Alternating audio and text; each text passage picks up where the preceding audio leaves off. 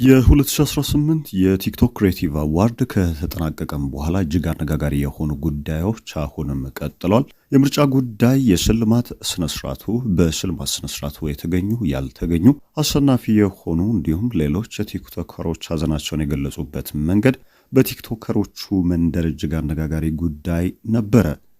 ይህ ክስተት ሁሉ ከተጠናቀቀ በኋላ በቲክቶክ ክሬቲቭ አዋርዱ ደስተኛ ያልሆኑ የሽልማት ስነስርዓቱ ላይ ያጡትን ደግሞ በራሳቸው ማድረግ እንደሚችሉ ለኢትዮጵያዊ ያሳዩ መተባበርን፣ አንድነትን፣ ወዳጅነትን እየገለጡ በርካታ ቲክቶከሮች ተመልክተናል። በዚህ የቲክቶክ ክሬቲቭ አዋርድ በርካቶች ትኩረትና ልብ ያልሰጡት ጉዳይ የማስተራብነት ጉዳይ ነው። ማስተራብነት በቲክቶክ ክሬቲቭ አዋርዱ ሽልማት ከተቀበለ በኋላ ጸሎት ፈልጋለሁ፣ ለጤናዬ ጸልዩልኝ የሚል መልእክትን አስተላልፏል። ይህ መልእክት በውስጡ ምን ያዘ?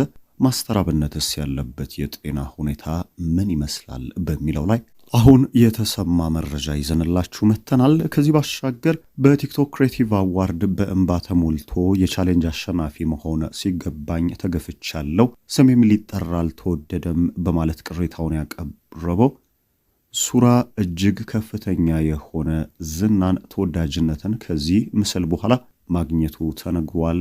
ፎሎወሩን ከፍ ከማድረግ ባሻገርም ሌላ የሽልማት መርሃ ግብር ላይ መታጨቱ እየተነገረ ይገኛል። ከአዶናይ የ100,000 ብር ስጦታም ተበርክቶለታል። ይህንንም እናስደምጣችሁ ይሆናል። ዩቲናስ በአዶናይ የተቀማቸውን መኪና የሚተካ ሌላ ቅንጡ መኪናዋንም ይፋ አድርጋለች። ደስተኛ መሆኗን የሚያሳይ መልእክትም አስተላልፋለች። አዶናይ ስላሸነፈው ሽልማትና ስለ መኪናውም ዩቲናስ እጅግ ያልተጠበቀ መልእክትን አስተላልፋለች። አዶናይ በቀጣይ ከሄኖክ ጋር የሰራው ፊልም ይፋ እንደሚሆን እየተነገረ ይገኛል። እነዚህና ሌሎች ሰሞንኛ የመዝናኛው ዓለም ወሬዎችን ይዘንላችሁ ወደ እናንተ መጥተናል። ሰላም ጤና ይስጥልን። የተከበራችሁ የኢትዮ መዝናኛ አድማጭና ተመልካቾቻችን በያላችሁበት የዓለም ክፍል አክብሮታዊ ሰላምታችን ከያላችሁበት ይድረስ። ለሚዲያችን አዲስ ከሆናችሁ ሰብስክራይብ ማድረግ ከቶ እንዳትዘነጉ። የሚሰባችሁን ሐሳብና አስተያየት ደግሞ በኮመንት መስጫው ላይ እንድታሰፍሩልን በትህትና በመጠየቅ ቀጥታ ወደ ቪዲዮ የምንሻገር ይሆናል። በቲክቶክ ክሬቲቭ አዋርድ በመድረክ ንግግር በርካቶች ልብ ያልሰጡት ጉዳይ የማስተራብነት ነው። ከዶክተር አብይ ሽልማትን የተቀበለው ማስተራብነት እጅግ ያልተጠበቀ መልእክትን አስተላልፏል። በመልእክቱም ይህንን ብሏል። ምንም ሌላ የምፈልገውን አንዳች ነገር የለም። ኢትዮጵያውያን እባካችሁ ጤና እንዲሰጠኝ ጸልዩልኝ የሚል ልብ ሰባሪ መልእክትን አስተላልፏል።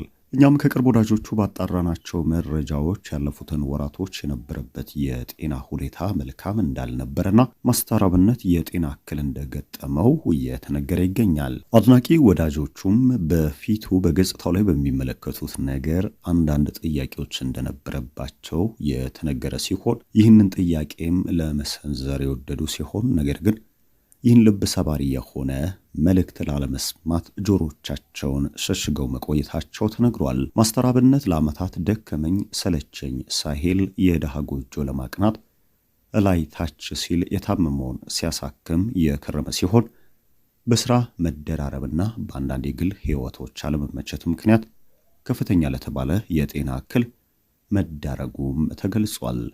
የጤና እክሉ ለማገገምና ለመውጣት ከህዝብ ዘንድ የጸሎት መፍትሄን የጠየቀው ማስተራብነት ሁሉም ኢትዮጵያዊ ከጎኑ እንዲቆም እንዲያበረታታው፣ መልካም ጤናን አቋም ላይ እንዲመለስም ጸሎት እንዲያደርግለት በልመና መልእክትን ማስተላለፉ ተነግሯል። ይህም በበርካታ ወዳጆቹ፣ አድናቂዎቹ በቲክቶክ መንደርም በደግነት በደረሰላቸው ሰዎች ዘንድ ጆሮን ጭው የሚያደርግ ዜና በሚል በስፋት እየተሰራጨ ይገኛል። በርካቶች ማስተራብነት ምን ገጠመው?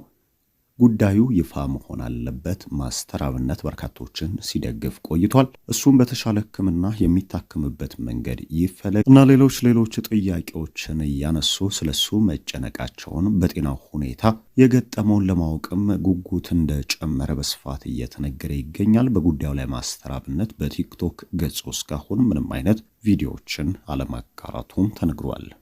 ከዚህ ባሻገር ከመድረክ በስተጀርባ ቪዲዮ በመቅረጽ ይፋ ያደረገው ሱራ ከዚህ ቪዲዮ በኋላ ዝናው እጅግ እየናኘ መምጣቱ ተነግሯል። በዚህ ቪዲዮ የተነሳ በርካታ በመቶ ሺዎች የሚቆጠሩ ተከታዮቹ መጨመራቸው የተነገረ ሲሆን ከዚህ ባሻገር ይህ ባለተሰጥኦ ወጣት በሰፊው ድጋፍ የሚያገኝበትን መንገድ ለመፍጠር ተከታዮቹ መላ እያበጁ እንደሚገኝ ተነግሯል። ይህንን ቪዲዮ የተመለከተው ቲክቶከር አዶናይም እሱ ካገኘው ሽልማት ውስጥ 100 ሺህ ብሩን ለዚህ ወጣት ለመሸለም እንደተነሳና አይዞ ጠንክር በርታ የሚል መልእክትም እንዳስተላለፈለት ተነግሯል። ሱራ ይህ አጋጣሚ የህይወቱን መንገድ ሊቀይርለት የሚችል በሌሎች ቻሌንጆች በሌሎች የማስታወቂያ ስራዎችም ከህዝብ ጋር ያለውን ተወዳጅነት ይበልጥ ከፍ ማድረግ የሚችልበት እንደሆነ በስፋት እየተነገረ ይገኛል። ከዚህ ባሻገር የሄኖክ ወንድሙን የፊልም ጉዳይ በተመለከተ